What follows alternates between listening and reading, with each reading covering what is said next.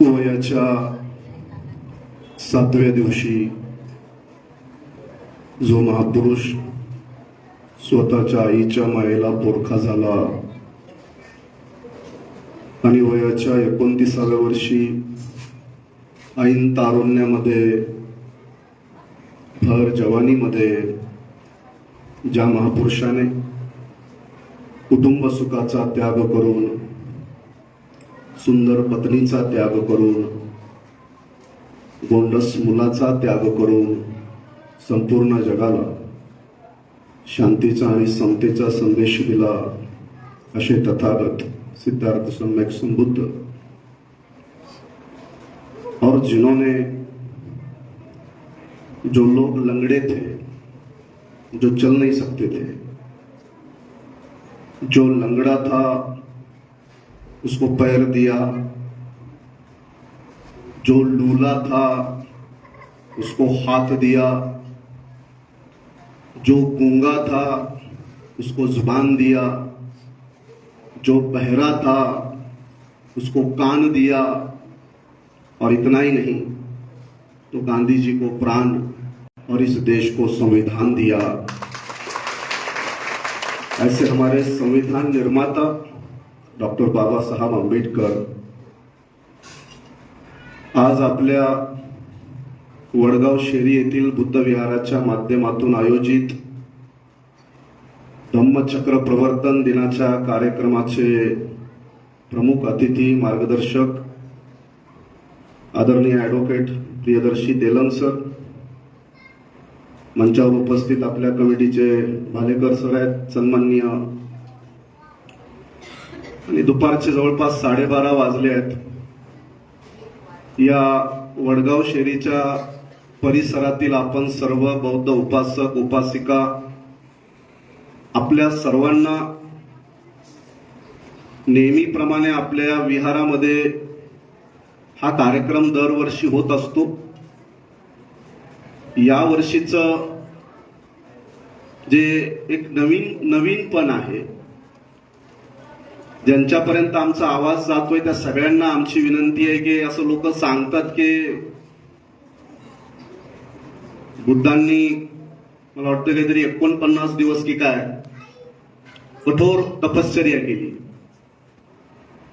ज्याला आपण Nobel silence म्हणतो. इथं अर्धा एक तास झाला आपल्या सगळ्यांची चुळबुळ काय थांबायला. त्यामुळे कधी कधी या गोष्टीची आम्हालाही भीती वाटते की आपण नेमकं कोणत्या समाजामध्ये आहोत. 1 जानेवारी आले की आपल्यातले सगळेच आम्हाला गर्व आहे म्हणतात. कोणत्या जातीचा? 1 जानेवारी आहे. बरं, हे विजयादशमी आली की ते म्हणतात नाही नाही आम्ही काय महार नाही, आम्ही बुद्ध आहे. म्हणजे अशी विचित्र अवस्था झाली की मी कधी कधी महार आहे आणि कधी कधी बुद्ध आहे. अशा दुहेरी मानसिकतेमध्ये फसलेला हा आपला समाज आहे. नवरात्र संपली असेल तर आता आपण येऊ बुद्धाकडे. 9 रंग 9 साड्या सगळ्या, माग काय पुढं काय तुमचे चेहरे बघून आम्हाला ते सगळ्या गोष्टी माहिती आहेत. त्याला बास्टर्ड आंबेडकर राईट म्हणतो आमच्या भाषेत. बास्टर्ड, ढोंगी आणि धोकेबाज लोकांच्या टोळ्या, ज्या हिंदू धर्माला बाबासाहेब आंबेडकरांनी नरक घोषित केलंय. काय? आज मला नरकातून मुक्त होण्याचा आनंद मी घेत आहे, अशी बाबासाहेब आंबेडकरांची हा धर्म सोडतानाची भाषा आहे.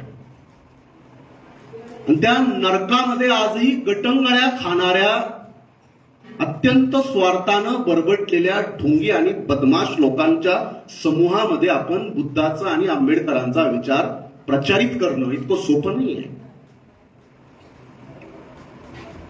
त्यामुळे तुमचे माइंड आणि तुमचे सबकॉन्शियस माइंड कसे चालतात ते आम्हाला चांगलं माहिती आहे. 22 वर्ष झालं या महाराष्ट्राच्या मातीमध्ये लाखो लोक पाहिले आहेत, तपासले आहेत, चगळले आहेत आणि थुंकले आहेत. त्यामुळे आपल्या सगळ्या लोकांचा जो ढोंगीपणा आहे त्याला बाबासाहेबांनी कडाडून विरोध केलेला आहे. ढोंगीपणा म्हणजे इतक्यापर्यंत बाबासाहेब बोलतात की मूर्खांना बौद्ध धम्मात थारा नाही. आणि ते आपल्या समाजाचं नाव घेऊन बोलतात की आपण बौद्ध धम्म बाटवला. अशा प्रकारचा ठपका आपल्या समाजावर येता कामा नये. त्यांनी खूप काळजी घेतली. मला आजची जी पार्श्वभूमी आपल्या सगळ्यांच्या समोर मांडण्याच्या अगोदर मला या गोष्टीचं बऱ्यापैकी आकलन आहे की आपल्यातली अनेक माणसं, काही अपवाद असतील, जी आंतरबाह्य तथागतांच्या आणि बाबासाहेब आंबेडकरांच्या विचाराला स्वीकारलेली आंतरबाह्य अशी काही माणसं आहेत. मी काही ते नाकारत नाही. ही कार्यक्रम करण्याच्या पाठीमागं काहीतरी हेतू असतो आणि त्या हेतूला आपण सगळ्यांनी जरा नीटपणे समजून घेतलं पाहिजे.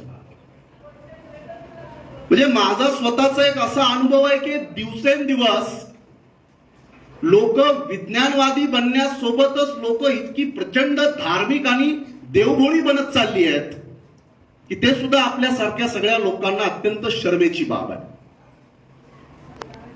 बरं, मला बाकी लोकांबद्दल बोलायचं नाही. ज्या समाजाची या देशात सावली सुद्धा विटाळ मानली जात होती, बरं त्याच लोकांनी या सगळ्या व्यवस्थेत गटंगळ्या खाणं काही योग्य आहे का? चला, जे परंपरागत लोक आहेत मला काही त्यांच्याबद्दल बोलायचं नाही. ज्यांना या ब्राह्मणवादी व्यवस्थेनं ज्यांना इज्जत दिली त्यांनी त्या व्यवस्थेचं समर्थन केलं तर मी समजू शकतो. ज्यांना या ब्राह्मणवादी व्यवस्थेनं सत्ता दिली आहे, घर दिलंय, संसार दिलाय, प्रॉपर्टी दिली आहे, इज्जत दिली आहे, या देशात जगण्याचे सर्व अधिकार या ब्राह्मणवादी व्यवस्थेनं ज्यांना दिले आहेत, त्यांनी या ब्राह्मणवादी व्यवस्थेचं समर्थन करणं, रूढी प्रथा परंपरामध्ये अडकणं मी समजू शकतो. पण ज्या लोकांना कुत्र्या मांजरापेक्षाही वाईट आणि अत्यंत कचराकुंडीमध्ये फेकून दिलेला आहे, ती लोक कशासाठी ही नाटकं करतात हा आपल्या सगळ्यांना पडलेला प्रश्न आहे. म्हणून मी आपल्या सगळ्या महिला असतील, लहान मुलं असतील, वयोवृद्ध असतील, त्या सगळ्यांना माझी विनंती आहे की आज आपल्या आयोजकांनी मला बोलवलं आहे तर मला बोलवण्याच्या पाठीमागं काहीतरी हेतू आहे. भारताच्या संविधानाचं एक आर्टिकल 51A, त्याच्यामध्ये बाबासाहेब आंबेडकर म्हणतात to develop the scientific temper and spirit of inquiry. Babasaheb Ambedkar म्हणतात की संविधानामध्ये त्याची विधिवत तरतूद आहे. हे भारतातला प्रत्येक माणसाचं सायंटिफिक टेम्पर डेव्हलप झालं पाहिजे, माणूस विज्ञानवादी झाला पाहिजे. इथं तर ते चंद्रयान सोडणारे सायंटिस्टच तिकडे पाया पडायला होते. सायंटिस्ट पाया पडतो म्हणले, आपल्यासारखे बावले तर काय म्हणणार, एवढे मोठे मोठे माणसं. खरंय की खोटं? या भारतातल्या बिंडोक लोकांना याची आणखी कल्पनाच नाही. म्हणजे अमेरिकेनं आतापर्यंत मला वाटतं 27 लोक अमेरिकेच्या वतीनं चंद्रावर माणसं जाऊन आले. 12 लोक अमेरिकेचे 1972ला चंद्रावर चालून आले, मून वॉक. ते काय कुठल्या देवाच्या पाया पडायला आले नव्हते. आपलं नुसतं यान पोचलं तर आपल्या लोकांना असं वाटायला लागलं 1972ला माणसं पोचली त्यांची, ते अमेरिकेचे लोक आता जात पण नाही त्या चंद्रावर. 40 वर्षापूर्वी 12 लोक, नील आर्मस्ट्रॉंगचं फक्त नाव माहिती आहे विद्यार्थ्यांना, पण 12 लोक पोहोचली. मी याच्यासाठी वाईट म्हणतो की आपल्या देशातले शास्त्रज्ञ विज्ञानाच्या आधारावर एवढ्या क्रांत्या करतात, पण त्यांची एक कृती भारतातल्या करोडो लोकांना परत ब्राह्मणवादाच्या जाळामध्ये जखडबंद करणारी आहे. म्हणून मला आपल्या सर्वांना मी जे बोलतो आहे ते सगळं भारतीय संविधानामध्ये, कायद्यामध्ये त्याची तरतूद आहे. भारतीय संविधानाची अपेक्षा आहे की भारतातला प्रत्येक नागरिक हा विज्ञानवादी झाला पाहिजे.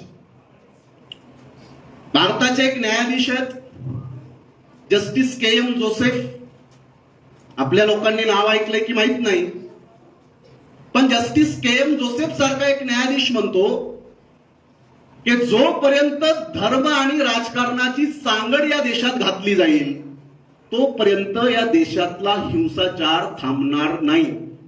महाराष्ट्रासाठी बोलले खास करून. मी बोलत नाहीये. भारताच्या सर्वोच्च न्यायालयाचा न्यायाधीश म्हणतो की या देशातले राज्यकर्ते धर्मवेडे आहेत. त्यांना धर्माचं वेड लागलेलं आहे आणि या धर्मवेड्या लोकांनी हजार लोकांच्या कत्तली चालू केल्या आहेत. अक्षय भालेरावचा नांदेडमध्ये खून होतो तो काय असाच होतो का? पहलू खानचा खून होतो, आसिफचा खून होतो. आजही जय श्रीराम बोला म्हणून मुसलमानांची मुलं मारली जातात, खुना केली जातात.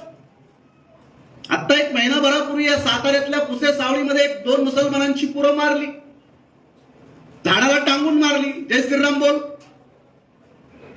इतकं धर्माच्या नावाखाली, जातीच्या नावाखाली गाजर आणि ककड्या जशा कापाव्यात तशी माणसं आजही कापली जात आहेत आणि ती संख्या प्रचंड मोठी आहे. तो कालीचरण सारखा महाराज उघडा सांड पूर्ण देशामध्ये भटकतो आणि तो कालीचरण महाराज काय म्हणतो? हिंदू धर्माचा आधारच हिंसा आहे आणि हिंदू धर्मासाठी एखाद्याचा खून करणं पाप नाही. मी बोलतोय ते खरं आहे की खोटं आहे? बघता ना. कालीचरण सारखा महाराज खुलेआम पूर्ण देशामध्ये भाषण करत फिरतो की माणसांचे खून केले तरी हरकत नाही, माणसं मारून टाकले तरी हरकत नाही. आणि त्या कालीचरणचं स्वागत करायला महाराष्ट्राचा उपमुख्यमंत्री देवेंद्र फडणवीस या भोसरीतल्या आमदार महेश लांडगेच्या कार्यक्रमात बुके घेऊन उभा असतो. या या या महाराज. काय कशाचं धोतं काय? एक उत्तर प्रदेश मधली एक साध्वी आहे पूजा पांडे. पूनम पांडे नाही, पूनम पांडे वेगळी आहे. साध्वी अन्नपूर्णा. ती अन्नपूर्णा नावाची साध्वी म्हणते मुसलमानांचा नरसंहार केला पाहिजे. 20 लाख मुसलमानांचा खून करून जेलमध्ये जायची माझी तयारी आहे. बघा मी काय बोलतोय ते रेकॉर्डिंग चालू आहे लाईव्ह. मी जाहीर बोलतोय. साध्वी अन्नपूर्णा नावाची बदमाश बाई 20 लाख मुसलमानांचा खून करण्याची चितावणी देते आणि जेलमध्ये जायची तयारी सांगते. मला काय बोलायचंय तुमच्या लक्षात येतंय? सनातनी धर्माला मजबूत करण्यासाठी लाखो लोकांच्या कत्तली करण्याची खुलेआम चितावणी दिली जाते. मग त्याच्यात एक आपला माणूस तामिळनाडूचे मुख्यमंत्री स्टॅलिनचा मुलगा उदयनिधी स्टॅलिन. तो उदयनिधी स्टॅलिन एक भाषण केला की सनातनी धर्म डेंगू आणि मलेरिया आहे. सगळ्यांच्या बुडाला एवढं झोंबलं. एक तो आगडबंब अयोध्येचा एक महाराज उठला, तो म्हटला या उदयनिधीचा जो मुंडकं छाटून आणेल त्याला 10 कोटी रुपये. म्हणला की नाही म्हणला? सोपं नाहीये देवावर, धर्मावर, ब्राह्मणी व्यवस्थेवर बोलणं. 2013 मध्ये याच पुण्यामध्ये दाभोळकरांना दिवसा ढवळ्या गोळ्या घालून मारलेलं आहे. 10 वर्ष झालं त्यांचा एकही आरोपी कधी सापडलेला नाही. दाभोळकर तुम्हाला काय मतं मागा येत होते का? दाभोळकर काय तुमच्या कुठल्या राजकारणामध्ये होते का? ज्या दाभोळकरांनी या ब्राह्मणवादी व्यवस्थेचं थोतांड फक्त बाहेर काढण्याचा प्रयत्न केला, 2013 त्यांचा खून झालेला आहे. तुकारामाचा खून झालेला आहे, रविदासाचा खून झालेला आहे. ज्यांनी ज्यांनी धर्मावर भाष्य केलं त्यांचे खून झालेले आहेत. याची तरी तुम्हाला कल्पना आहे का? जे आत्ता ज्यांचं नुकतं निधन झालं, एल.आर. बाली. एल.आर. बालींचं नाव किती लोकांनी ऐकलंय? हात तरी वरी करा, कमीत कमी मला बघू द्या. 2 लोक आहेत. ऐकलंय का नाव? एल.आर. बाली बाबासाहेब आंबेडकरांच्या चळवळीतले एक अत्यंत जुने विश्वासू सहकारी म्हणा, अभ्यासक. त्यांचं मला वाटतं सर आत्ता झालं नुकतंच निधन. एक महिनाभर झालं. एल.आर. बाली हा भारतातला बाबासाहेब आंबेडकरांच्या चळवळीतला एक अत्यंत जवळचा अभ्यासक काय म्हणतो माहितीये? एल.आर. बालींचं म्हणणं आहे की बौद्ध बनना ही बाबा साहब आंबेडकर के हत्या का मूल कारण है. आज नाही सांगितलं त्यांनी, मी हे फार जाणीवपूर्वक तुम्हाला सांगतोय. काय म्हणतो एल.आर. बाली सारखा माणूस? बौद्ध धम्माचा स्वीकार केल्यामुळेच बाबासाहेब आंबेडकरांचा खून करण्यात आला आणि त्याचे वेगवेगळे दाखले पुरावे देऊन त्यांनी त्या गोष्टी जगापुढे मांडण्याचा प्रयत्न केला. ज्या राहुल सांक्रतायन यांचा आता सरांनी बोलताना उल्लेख केला, आपल्यातल्या बऱ्याच लोकांना राहुल सांक्रतायनचं सुद्धा नाव कदाचित माहीत नसेल, कारण आपण सगळे जे आहेत ते नमो तस्स आपला बुद्धिझम आम्हाला माहिती आहे. जब तक सूरज चांद रहेगा ते ढकलून दिला आपण सगळं निसर्गावर. माझं काही काम नाही बाबा. आता बाबासाहेबाला आपण अमर घोषित करून टाकलेलं आहे. बाबासाहेब आंबेडकर स्वतः म्हणतात की विचार अमर नसतात. जर विचाराला प्रचार आणि प्रसार भेटला नाही तर विचार सुद्धा मरतात. बाबासाहेब आंबेडकर आपल्यामधून जाऊन काही फार हजारो वर्षाचा कालावधी झालेला नाही, पण मला या गोष्टीची जाणीव आहे की आपण त्यांच्या जातीत जन्माला आलो म्हणून आपण त्यांना मानतो. काय बोलतोय लक्षात घ्या. बाबासाहेब माझ्या जातीत जन्माला आले म्हणून आपण जन्मजात आंबेडकरवादी. आपल्या वागण्यामध्ये जगण्यामध्ये किती आंबेडकरवाद आहे ते आमच्या सारख्या लोकांना चांगलं माहिती आहे. त्यांच्या जातीत जन्माला आले. जातीच्या अभिमानापोटी बाबासाहेब आंबेडकरांना मानणाऱ्या महाराष्ट्रातल्या लोकांना या गोष्टी कधी लक्षात येतील हे समजत नाही. आज सकाळी मोहन भागवतांचं भाषण कुणी लाईव्ह ऐकलं? RSS प्रमुखाचं आज सकाळी भाषण.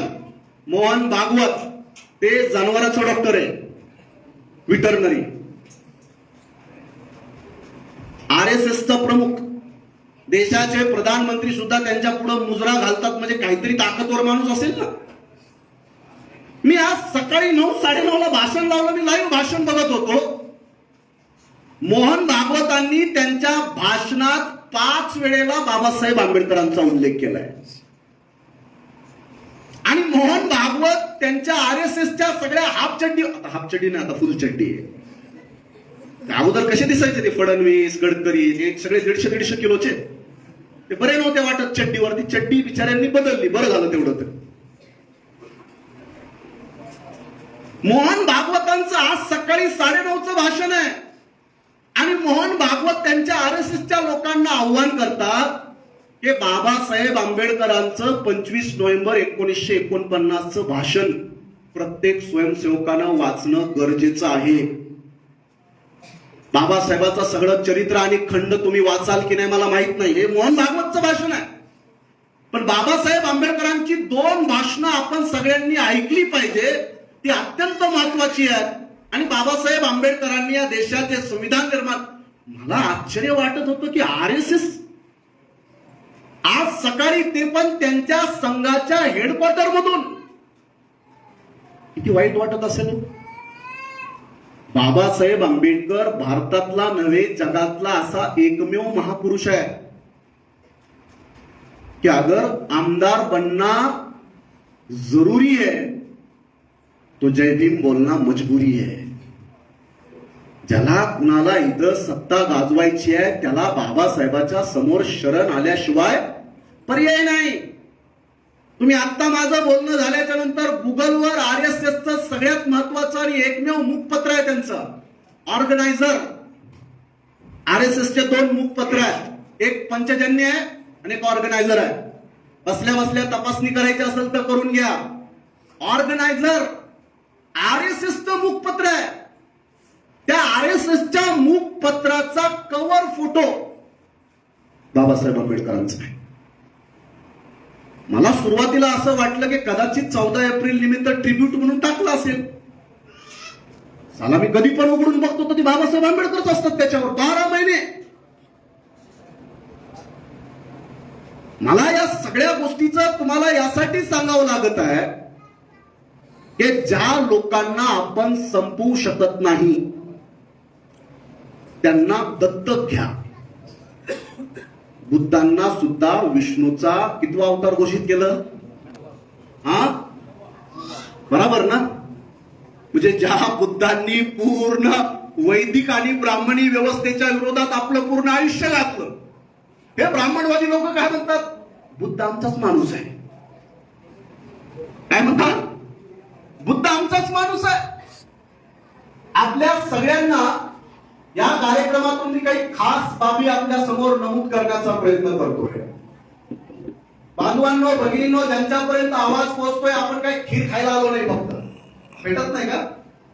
हा काही फक्त खीर खाण्याचा, जेवण करण्याचा विषय नाहीये. बुद्धाचा संबंध हा माणसांच्या बुद्धीसोबत आहे. बुद्धाचा संबंध हा माणसाला काय ते चालू आहे तुमच्या लक्षात आलं का? पहिलं 2016 ला एक अभियान चालू झालं, कॅशलेस इंडिया. कोणता इंडिया? कॅशलेस. पैसे नाही, एटीएम आणि फोन पे, सगळा देश कॅशलेस इंडियानं सुरू झालं. हळूहळू तो इंडिया पोहोचला जॉबलेस इंडियावर. आता नोकरी आहे का? आता तिसरा टप्पा आहे ब्रेनलेस इंडिया. एकाला सुद्धा डोकं असता कामा नये, कारण ज्याला डोकं असतं त्याच्यावर राज्य करता सहजासहजी. बेवकूफ लोकांवर राज्य लवकर करता येतं, लोकांना मूर्ख ठेवून राज्य करता येतं. म्हणून या देशात तुम्हाला शहाणं बनवणारा, तुम्हाला हुशार बनवणारा जर एकमेव महापुरुष कोण असेल तर ते तथागत सिद्धार्थ सम्यक संबुद्ध आहे. म्हणून बाबासाहेब आंबेडकरांनी सोलापूरमध्ये ख्रिश्चन लोकांची एक मीटिंग घेतली 1938 मध्ये. आणि ख्रिश्चनांची मीटिंग घेऊन बाबासाहेबांनी एक भाषण केलं. सर्व ख्रिश्चन लोक. त्या भाषणात बाबासाहेब आंबेडकर म्हणतात की मला फक्त 2 लोकांनी आकर्षित केलंय जगात. त्यातला पहिला बुद्ध, आणि बाबासाहेब म्हणतात दुसरा जो आहे तो जीसस आहे, येशू ख्रिस्त आहे. हे ऐकून आपल्यातल्या अनेक लोकांना आणखी पचन होणार नाही. बाबासाहेब आंबेडकर आपल्या सगळ्यांना सांगतात की मला जीससनं पण मला आकर्षित केलेलं आहे. आणि त्या ख्रिश्चन लोकांच्या सभेत बाबासाहेब भाषण करताना म्हणतात की ख्रिश्चन लोकांची सर्वात मोठी चूक जर काही असेल तर ख्रिश्चनांनी राजकारणात प्रवेश न केल्यामुळं भारतातल्या ख्रिश्चनांच्या हत्या चालू आहेत. ख्रिश्चन लोकांना बाबासाहेब आंबेडकर सोलापूरमध्ये संदेश देतात. आणि तुम्ही पाहिलं असेल 15 दिवसापासून जेरुसलेमचं भांडण कोण कोण पाहिलं? इस्रायल पॅलेस्टाईनचं भांडण पाहिलं का? काय ते भांडण आहे? कशासाठी आहे? गाझा पट्टी, गांजा. आपल्या सगळ्यांना हे तुम्हाला ऐकून आश्चर्य वाटेल, कारण आपण म्हणजे पोथीनिष्ठ भारतामध्ये 3-4 प्रकारचे बौद्ध आहेत. एक परंपरागत बौद्ध आहेत. परंपरागत लद्दाख मधले बौद्ध काही बाबासाहेबांच्यामुळे झाले का बौद्ध? ते अगोदरच बौद्ध आहेत. लद्दाख, अरुणाचल प्रदेश हा जो भाग आहे इथं परंपरागत बौद्ध आहेत. बौद्ध धर्मामध्ये अनेक शाखा आहेत. कीनयान, महायान, वज्रयान, तंत्रयान, आता नवयान. आणि सगळ्यात मला मोठं आश्चर्य वाटलं, तुमच्यातल्या किती लोकांनी ऐकलं की कमल हासनची पोरगी बौद्ध झाली? अक्षरा हासन माहितीये ना? जितेंद्र माहितीये बौद्ध झालेला?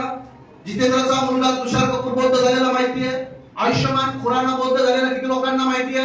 नंदिता दास बौद्ध झालेली किती लोकांना माहितीये? मी जरा एक परिचित लोकांची नावं घेतो, कारण तुम्हाला सामान्य लोकांची नावं कळत नाही. मलाही आश्चर्य वाटलं की ही कुठून बौद्ध झाली?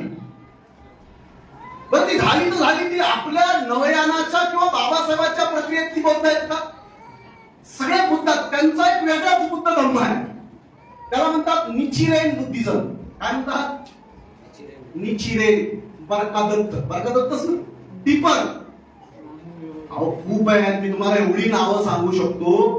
मलाही कधी कधी आश्चर्य वाटतं की सगळी एवढी मोठी मोठी माणसं, उद्योगपती, सेलिब्रिटी ही बौद्ध धर्माचा स्वीकार करतात, पण त्यांचा बौद्ध धर्म कोणता आहे?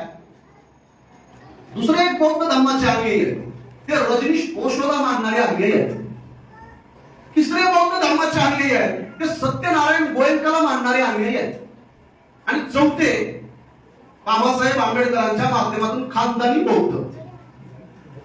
कधी कधी बौद्ध. भारत कधी कधी माझा देश आहे. जेव्हा जमत तेव्हा बुद्ध, जेव्हा जमत नाही तेव्हा निर्बुद्ध, जेव्हा जमेल तेव्हा बुद्ध, जेव्हा नाही जमत तेव्हा बेशुद्ध. इतक्या सोयीस्करपणे बुद्ध धर्माचं पालन करणारे जगात जमेल तसे. तुम्हाला सगळ्यांना मी यासाठी सांगतोय की बाबासाहेब आंबेडकरांनी ख्रिश्चॅनिटीचाही अभ्यास केलेला आहे, बाबासाहेब आंबेडकरांनी इस्लामचा अभ्यास केलेला आहे. प्रत्येक गोष्टीचा अभ्यास करून त्यांनी हा धर्म स्वीकारलेला आहे. मी मगाशी एक महत्वाची बाब आपल्याला सांगत होतो की आता जे इस्रायल पॅलेस्टाईनचं युद्ध चालू आहे तो सुद्धा धर्माचाच एक भयानक वाद आहे.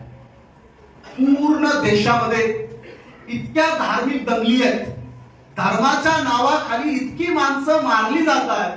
आणि अशा या धार्मिक दंगलीच्या जगात बाबासाहेब आंबेडकरांचा आणि बुद्धांचा विचार प्रस्थापित करणं इतकं सोपं नाहीये. म्हणून जर तुम्हाला काही बाबी लक्षात येत असतील तर आपल्या सर्वांना माझी विनंती आहे की या आजच्या धम्मचक्र प्रवर्तनाच्या कार्यक्रमामधून जो आमच्या तेलंग सरांनी एक फार महत्वाचा मुद्दा अधोरेखित केला तो बाबासाहेबांनी केला. आपल्यातले अनेक लोक सम्राट अशोकावर खूप प्रशंसा आणि स्तुती सुद्धा उधळतात, पण बाबासाहेब आंबेडकरांनी सम्राट अशोकाला सुद्धा एक ठिकाणी विरोध केलेला आहे, टीका केलेली आहे. आणि ती कोलंबो मध्ये केलेली आहे, अमेरिकेत. अमेरिकेतल्या कोलंबो मध्ये 1950 ला बाबासाहेब आंबेडकरांनी भाषण केलं. आणि त्या भाषणात बाबासाहेब म्हणतात की भारतात बौद्ध धम्म लोप पावण्याला जर कोण जबाबदार असेल तर तो सम्राट अशोक आहे. सम्राट अशोक हा वाजवीपेक्षा जास्त सहनशील होता, म्हणून भारतातला बौद्ध धम्म लोप पावला. कारण सम्राट अशोकामध्ये तो ताठरपणा, तो कर्मठपणा मला दिसत नाही, असा एक आक्षेप बाबासाहेब आंबेडकरांनी सम्राट अशोकावर नोंदवलेला आहे. सहिष्णू म्हणजे काय, जे आता आपले लोक देतात ना कारण, धर्मनिरपेक्ष आपण जावं लागतं, सगळ्यात मिसळावं लागतं. ऍक्च्युली हे भित्रे आहेत सगळे, इतके भित्रे आहेत की यांच्या घरात कम्प्युटर आणलं तर कम्प्युटरला सुद्धा लिंबू मिरची लावणारे माणसं. खरं की खोटं आहे? ज्यांच्या हातात बघा काळे गंडे दोरे बघा, त्यांना देवाची कमी भूताची जास्त भीती. काय होईल आज बाबा, हळूच कोणीतरी सांगत इकडं जरा नारळ पडलं ओके होतं सगळं. मला महिलांच्या बाबतीत तर एक 5-10% सोडून द्या, इतका भयंकर अनुभव आहे. अत्यंत विज्ञानाच्या पार ठिकऱ्या करून बसलेल्या माणसं. अरे या देशामध्ये विज्ञान आणि माणुसकी प्रस्थापित करण्याची जबाबदारी आपल्या खांद्यावर आहे. मी जे इतर धर्मीय लोक आहेत ना, मी स्वतः त्यांना शुभेच्छा देतो. मी शुभेच्छा बद्दल मला काही अडचण नाही, करतात ना. ईद असेल तर मी शुभेच्छा देतो, दिवाळी असेल तरी देतो, मी गणेश उत्सवाला शुभेच्छा देणं हे माझं कर्तव्य आहे. पण त्याला मजबूत करणं माझं काम आहे का, त्याचं निर्वहन करणं माझं काम आहे का? म्हणून मी आपल्यातल्या सगळ्या लोकांना, त्यातल्या त्यात जे राजकारणी आहेत त्यांच्याबद्दल थोडक्यामध्ये चला ठीक आहे आम्ही मान्य करू, कारण आम्ही असेही राजकारणी बघितले आहेत, पेरियार रामास्वामी नायकर सारखे. आम्ही असेही राजकारणी बघितले आहेत, बाबासाहेब आंबेडकर सारखे. ज्या बाबासाहेब आंबेडकरांनी 1956 ला 22 प्रतिज्ञा दिल्या, बरं त्या 22 प्रतिज्ञाचं फक्त पुनरुच्चारण करण्याचं काम दिल्लीमध्ये एक मंत्री राजेंद्र पाल गौतमने गेल्या वर्षी केलं. अहो त्याला मंत्रिमंडळातून काढून टाकलो, काढलं की नाही? काय म्हणलं त्यानं, ही माझं नाही, हे बाबासाहेबांचं नाही. त्या आम आदमी पक्षाचे 2 फोटो असतात, भगतसिंग, बाबासाहेब आंबेडकर. आणि त्यांच्या पक्षाचा एक मंत्री फक्त 22 प्रतिज्ञा बोलतो तर त्याला मंत्रिमंडळातून हाकलून देतात. त्याच्यावर भाजपा सारख्या पक्षाचे नेते प्रेस कॉन्फरन्स घेतात. माझ्या बोलण्याचे अर्थ जरा नीट समजून घ्या. जर 2022 मध्ये 22 प्रतिज्ञा बोलणं जर इतका मोठा गुन्हा असेल तर 1956 ला काय असेल? काय बाबासाहेब आंबेडकरांना जिवे मारण्याचे प्रयत्न झाले नाहीत का? का बाबासाहेब आंबेडकरांवर धर्म मार्तंड लोकांनी हल्ले केले नाहीत का? आज इतका देश प्रगत झालेला आहे. तुमच्या प्रत्येकाच्या हातामध्ये 10, 20, 25, 50 हजाराचा अँड्रॉइड मोबाईल आहे, इंटरनेट आहे, सगळं आहे. तरी सुद्धा आपल्यामध्ये प्रचंड भीती आहे. ती मानसिक गुलामी आहे. त्या मानसिक गुलामीचं बाबासाहेबांनी 14 ऑक्टोबरला जरी बाबासाहेबांनी धर्म परिवर्तन केलं असले तरी बाबासाहेबांनी भाषण केलं 15 ऑक्टोबरला. भाषण काही 14 ऑक्टोबरला केलं नाही. भाषण 15 तारखेला केलं नागपूरमध्ये आणि मग 16 तारखेला चंद्रपूरमध्ये केलं. तर बाबासाहेब आंबेडकरांच्या त्या भाषणातलं एक उदाहरण मी तुम्हाला सांगतो.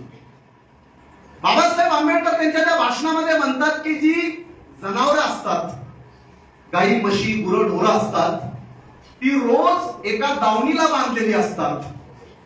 एक दिवस त्या जनावरांना त्यांचा मालक त्या दावणीला बांधत नाही, पण ती जनावरं चुपचाप येऊन त्याच दावणीजवळ रात्रभर तशीच उभी असतात. त्यांना कोणी बांधलेलं नसतं, पण त्यांचा मेंदू गुलाम झालेला असतो.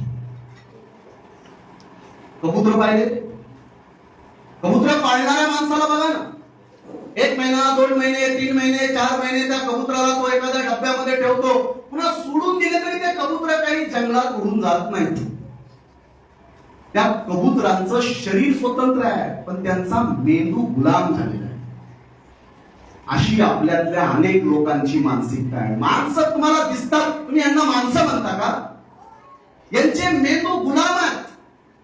कुठलाही मोठ्या बदलाची भूमिका आली की आपले लोक म्हणतात नाही हो, नाही शक्य नाही, असं कसं काय होईल? अरे ज्या लोकांची सावली चालत नव्हती ती लोक विमानात फिरतात की नाही? ती लोक 4 चाकी गाड्यात फिरतात की नाही? तर पुण्यामध्ये माझा एक मित्र आहे, त्याचं नाव घेत नाही, मर्सिडीज गाडी आहे त्याच्याजवळ 1.5 करोड रुपयाची.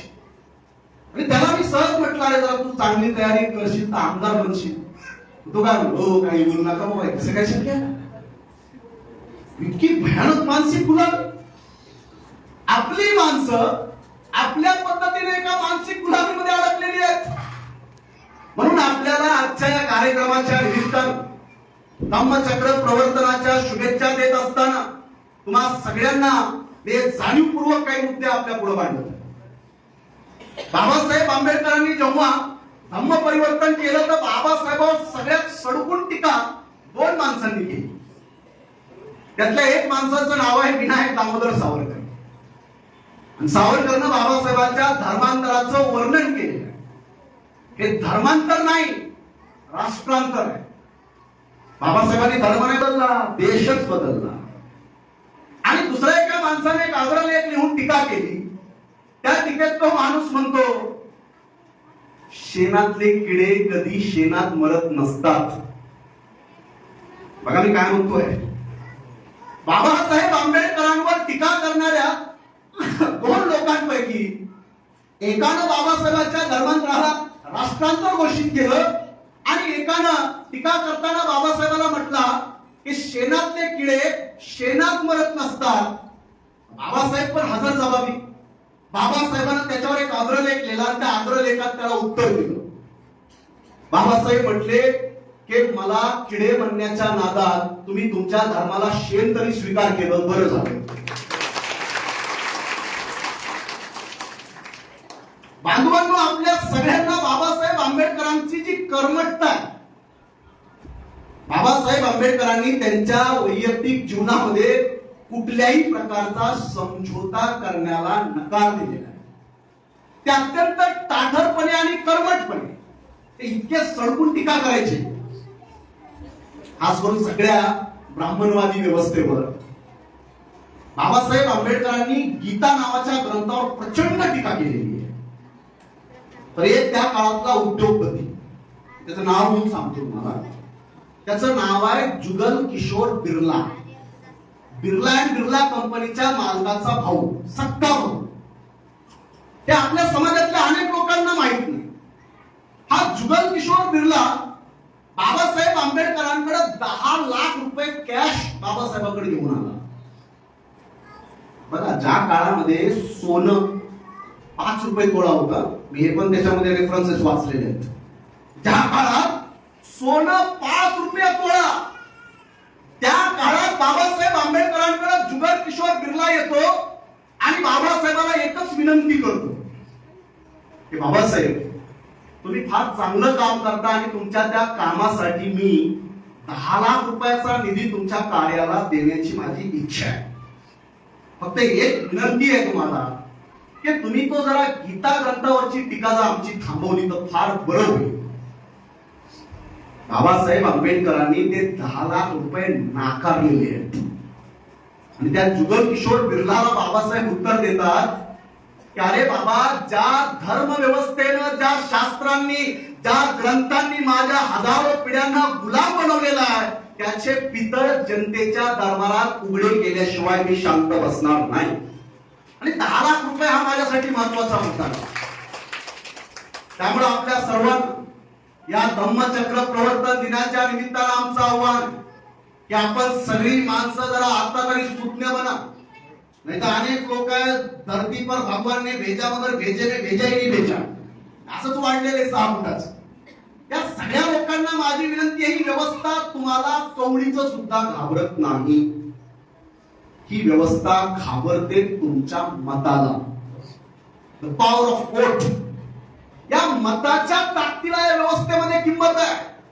तुमच्याकडे यंत्रणा पाहताना मताची ताकद म्हणूनच पाहते, माणूस म्हणून पाहण्याची दृष्टी अजूनपर्यंत भारतातल्या या व्यवस्थेमध्ये पाहिजे तेवढ्या प्रमाणात निर्माण झालेली नाही.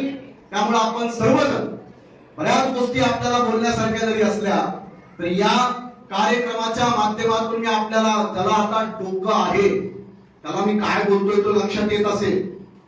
एक भीमराव अल्लीपुरी नावाचा शायर आहे. तो शायर म्हणतो की बुद्ध की जमीन को हम बंजर बनने नहीं देंगे.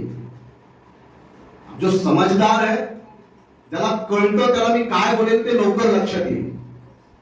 बुद्ध की जमीन को हम बंजर बनने नहीं देंगे और इस देश में दूसरा संविधान बनने नहीं देंगे. संविधान बताता है इंडिया का मतलब है भारत. फिर भारत को हम हिंदुस्तान बनने नहीं देंगे. हे अत्यंत महत्वाचं मी बोलून थांबणार. तुमच्यातल्या अनेक लोकांना याची जाणीव नसेल, पण मी तुम्हाला सगळ्यांना जाणीव करून देतो. या आपल्या क्षेत्राचे विधानसभेचे प्रतिनिधी या ठिकाणी आलेले आहेत, पण आपल्या सगळ्यांना मी खास जाणीव करून देणार. बाबासाहेब आंबेडकरांचे एक आमदार होते अहमदनगरचे, पीजे रोहम. पीजे रोहम हे भारतातले पहिले आमदार आहेत की ज्या आमदाराने 1938 ला हम दो हमारे दोचं बिल मुंबईच्या विधिमंडळात सादर केलं. ते बिल पास नाही झालं. ते बिल पास झालं 1993 ला. बिल पास केलं कोणी? पी.व्ही. नरसिंह राव यांनी. हम दो हमारे दोचा कायदा आला अशा प्रधानमंत्र्यांच्या काळात आला की स्वतः पी.व्ही. नरसिंहराव यांना स्वतःलाच 13 मुलं होती. 13 मुलांचा बाप. पण कायदा हमको कोणता? हम दो हमारे दो. बाबासाहेबांचं 1938 ला ऐकलं असतं तर कदाचित हे बरंच कंट्रोल झालं असतं. भारतातल्या लोकांचा आवडता खेळ कोणता आहे तर मुलं जन्माला घालणं. ते क्रिकेट, हॉकी वगैरे काही नाही, आवडता खेळ तोच. आणि दुसरा एक फार महत्वाचा मुद्दा सांगून मी थांबणार. आता या वर्तमान सरकारने आर्टिकल 370 हटवलं. बऱ्याच लोकांना कळत नाही. आपल्या लोकांचा बाबासाहेबांशी तेवढा संबंध आहे, महिन्यात एकदा यायचं किंवा 6 डिसेंबरला पांढरे कपडे घालून आपलं काय जे अभिवादन करायचं ते करायचं. जो मूळ विषय आहे की हा देश बाबासाहेबांच्या पुतळ्यांना घाबरत नाही. हा देश घाबरतो बाबासाहेबांच्या पुस्तकांना. कशाला घाबरतो? भीती पुस्तकांची आहे, भीती बाबासाहेबांच्या विचारांची आहे. आणि आपला आणि पुस्तकांचा दूर दूर पर्यंत संबंध येतो की नाही? बाबासाहेबांनी त्यांच्या आयुष्यात पहिलं पुस्तक लिहिलं caste in India, origin genesis mechanism development पुस्तकाचं नाव आहे. आपल्यातल्या किती लोकांना ती नाव माहीत असतात आम्हाला चांगलं माहिती. बाबासाहेब आंबेडकरांनी जितकी पुस्तकं लिहिली आहेत त्या पुस्तकांची किमान एकदा तरी आयुष्यामध्ये आपण आठवण केली पाहिजे. मी या ठिकाणी एक महत्वाचा मुद्दा सांगून थांबणार आहे. बांधवांनो, भगिनींनो, तुमच्यातल्या अनेक लोकांना कदाचित माहित नसेल की आर्टिकल 370 किती वाद आहे त्याच्यावर, किती वर्ष वाद झाला. या आर्टिकल 370 एकमेव भारतीय संविधानातला कलम आहे. त्या कलमामुळे माझ्याकडे उपलब्ध आकड्यानुसार कमीत कमी 2 लाख लोक मारली गेली आहेत. जम्मू काश्मीर आणि भारत आणि पाकिस्तान या एका आर्टिकलच्या मुळे पूर्ण देशामध्ये आज 70 वर्ष झालं हायडोस झालेला आहे, थैमान घातलेला आहे. तुम्हाला ऐकून आश्चर्य वाटेल, हे एकमेव आर्टिकल आहे. आर्टिकल 370. आमदार साहेब, एकमेव आर्टिकल आहे आर्टिकल 370. हे आर्टिकल लिहिण्यासाठी बाबासाहेब आंबेडकरांनी नकार दिलेला आहे. आर्टिकल 370 बाबासाहेब आंबेडकरांनी लिहिलेलं नाही. बाबासाहेब आंबेडकरांनी नेहरूंना विरोध केला. या जम्मू काश्मीरला विशेष राज्याचा दर्जा देण्याला माझा विरोध आहे. मी आर्टिकल 370 लिहिणार नाही. एकच आर्टिकल आहे जे नकार दिला बाबासाहेब आंबेडकरांनी लिहिण्यासाठी. हे एकमेव आर्टिकल आहे संविधानातलं जे गोपाल स्वामी अय्यंगार नावाच्या माणसाकडून लिहून घेतलेलं आहे. आणि त्या एका आर्टिकलनं देशाला 70 वर्षामध्ये 2 लाखापेक्षा जास्त माणसं मेली त्या एक आर्टिकल मुळे. बाबासाहेब त्याला नकार देतात तर तुम्हाला याचा अंदाज नाही. बरीच माणसं अनेक गोष्टी बाबासाहेबांच्या डोक्यावर फोडण्याचा प्रयत्न करतात. आताही मराठा आरक्षणाचा मुद्दा चालू आहे. जेव्हा बाबासाहेब आंबेडकर या आरक्षणाच्या भूमिकांवर ठाम होते तेव्हा त्या काळातल्या लोकांनी मराठा आरक्षणाला समजून घेतलेलं नाही. आता मराठा आरक्षणाहून परत संविधानावर किंवा बाबासाहेबांवर खापर फोडणारी एक यंत्रणा परत कामाला लागलेली आहे. त्यामुळे आपल्या सगळ्यांना माझी विनंती आहे की मराठा आरक्षणाची सुद्धा रिव्ह्यू पिटिशन सुप्रीम कोर्टानं फेटाळलेली आहे आणि ती फेटाळून 2 वर्ष झालेलं आहे. आता एक शेवटची पिटिशन राहिलेली आहे. त्याला आमच्या कायद्याच्या भाषेत त्याला आम्ही क्युरेटिव्ह पिटिशन म्हणतो आणि तो क्युरेटिव्ह पिटिशन दाखल करण्याची वेळ आलेली आहे. मी आपल्या सर्वांना यासाठी सांगतोय की आज प्रत्येक समाजाला आरक्षण मिळालं पाहिजे ही स्वतः बाबासाहेब आंबेडकरांची भूमिका आहे. मुसलमानांना आरक्षण देण्यासाठी ताजुद्दीन हुसेन आणि अबुल कलाम आझाद या 2 लोकांना संविधान सभेत बाबासाहेब वारंवार सांगतात आणि तुम्ही मागा मुसलमानांना आरक्षण. मी ड्राफ्टिंग कमिटीचा अध्यक्ष आहे. मी तुम्हाला आरक्षण द्यायला तयार आहे. मी ते ड्राफ्ट करायला तयार आहे. पण या मंडळींनी बाबासाहेबांचं त्या काळात ऐकलं नाही. मी हे फार जाणीवपूर्वक बोलतोय. मराठा समाजाला आरक्षण भेटलं पाहिजे. आज लाखोचे मोर्चे होतात, लाखोचे, तरी सुद्धा आरक्षण मिळेल याची खात्री नाहीये. पण तुम्ही जे इथं बसलेले आहात ना, मग ते ओबीसी असतील, एसबीसी असतील, बीजेएनटी असतील, एनटी 1, 2, 3, हे सगळे हजारो जातीची लोक जे आरक्षणाचा फायदा घेऊन आरक्षणामधून आमदार झाले असतील, नगरसेवक झाले असतील, आरक्षणामुळे डॉक्टर, इंजिनियर, IAS, IPS झाले असतील, शिपायापासून सेक्रेटरी पर्यंत आणि ग्रामपंचायतच्या सरपंचापासून मंत्र्यापर्यंत आरक्षणाचा फायदा घेऊन त्या लोकांनी प्रगती केली आहे. आपल्यात एखाद्याला पेट्रोल पंप भेटतो, तो आरक्षणाच्या कोट्यातून भेटतो. आपल्यातल्या एखाद्याला रॉकेल एजन्सी मिळते, एखाद्याला तुम्हाला गॅस एजन्सी मिळते, तुम्हाला घरकुल मिळतं, तुम्हाला SRA प्रोजेक्ट मिळतात. हे जे काही तुम्हाला मिळतं हे आरक्षणाच्या कोट्यामधून मिळतं. तुम्ही बसलेली माणसं काही फार हुशार नाही आहेत. जे तुम्हाला भेटतं ते जातीच्या प्रमाणपत्रामुळे भेटतं. डॉक्टर बनण्यासाठी, इंजिनियर बनण्यासाठी किती करोड खर्च करावे लागतात हे आपल्या एखाद्या मराठा समाजातल्या मुलांना आणि मुलींना विचारा. एखाद्या ब्राह्मण समाजातल्या, जैन, मारवाडी आणि सवर्ण समाजातल्या मुलांना मुलींना विचारा. हे MBBS चा डॉक्टर बनण्यासाठी 2-2, 2.5 कोटी रुपयाची फी द्यावी लागते आणि तुमचे मुलं आणि मुली मोफत डॉक्टर आणि इंजिनियर बनतात. ते काही तुमच्या मायबापाच्या मुळे बनत नाही, ते बाबासाहेब आंबेडकरांच्या मुळे बनतात. आणि म्हणून मला एवढंच सांगायचंय की हे सगळं तुम्हाला फुकट भेटलेलं आहे. याच्यासाठी तुम्ही मोर्चे काढलेले नाही, याच्यासाठी तुम्ही आंदोलन केलेले नाही. मग तो मातंग असेल, चर्मकार असेल, माळी असेल, तेली असेल, कोस्ती असेल, ओबीसी, या सगळ्यांची लढाई बाबासाहेब आंबेडकरांनी लढून प्रत्येक समाजाला हक्क आणि अधिकार दिलेले आहेत. मी या निमित्तानं आपल्या सर्वांना विनंती करतोय की ते उपकार विसरू नका. ते नाली बांधली, रोड बांधला, हे बांधलं, ते बांधलं, ते ठीक आहे. अरे पण तुमच्या श्वासापासून, केसापासून, नखापर्यंत तुमच्यावर उपकार बाबासाहेब आंबेडकरांचे आहेत. पहिले त्यांच्या उपकाराचा हिशोब द्या आणि मग बघूया आपण. हे काम आपण सगळी माणसं कराल अशी अपेक्षा बाळगतो आणि जाता जाता भीमराव आंबेडकरांचा एक संदेश देऊन थांबतो. तो शायर म्हणतो की जाकर ना तू गैरों की दावत में बैठता. नाही, खायला प्यायला हापापलेली माणसं आहे. त्याला काय म्हणजे काय, खायला जन्माला आले की काय, आम्हाला अशी वाईट वाटते कधी कधी अवस्था. जाकर ना तू गैरों की दावत में बैठता, दिन रात दुश्मनों की इबादत में ना बैठता. सीने में भीम को कैद करके रखा है तूने, दिमाग में रखता तो आज हुकूमत में बैठता. दिमाग में रखता. एवढी शेवटची विनंती करेल की कृपा करून बाबासाहेबाला नुसत्या भावनेचा मुद्दा करू नका. बाबासाहेब माझ्या जातीचे आहे, मी त्यांच्या जातीत जन्मलो, ते माझ्या जातीचे आहेत, याच्या पलीकडे जरा डोक्यात घेण्याचा प्रयत्न करूया आणि बाबासाहेब आंबेडकरांच्या विचारावर जो चालेल तो 100% या देशामध्ये यशस्वी होईल, विकसित होईल ही आशा बाळगतो आणि थांबतो. जय भीम, जय शिवराय, पुन्हा